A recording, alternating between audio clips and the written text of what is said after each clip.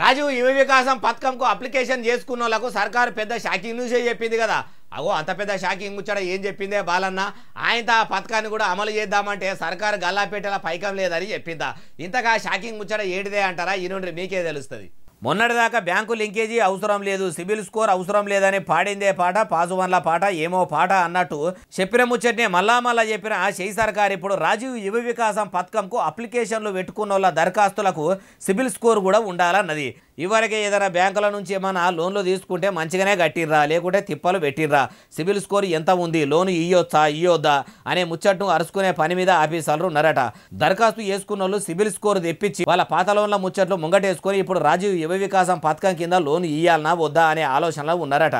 అయ్యా CM Revanth sir మొన్నటిదాకా తెల్ల రేషన్ కార్డు ఉన్న నిరుద్యోగులకు ప్రతి ఒక్కలకు రాజీవ్ యువ వికాసం పథకం కింద పైసలు ఇస్తాం, వాళ్ళకు ఉపాధి చూపెడతాం అంటిరి. ఇప్పుడు కొత్తగా సిబిల్ స్కోర్ అనబడితిరి. కొందరికి మొత్తానికి సిబిల్ స్కోర్ చాలా తక్కువ ఉంటే ఎట్లా? వాళ్ళు లోన్లకు అరువులు కానోళ్ళేనా? మీరిచ్చే సబ్సిడీ లోన్లకు కూడా సిబిల్ స్కోర్ చూస్తే ఎట్లా? మరి ఇదే ముచ్చట మీరు రాజీవ్ యువ వికాసం పథకం ప్రకటించినప్పుడు సిబిల్ స్కోర్ ఖచ్చితంగా ఉండాలంటే దరఖాస్తులు పెట్టుకునేటోళ్ళు డ్రాప్ అయ్యేటోళ్ళు ఉత్తగా వాళ్ళ పని ఖరాబు, కాయిదాల ఖర్చు కూడా దండగాయేటట్టు ఉన్నది కదా అంటుర్రు ఈ ముచ్చటిన్నోళ్ళు.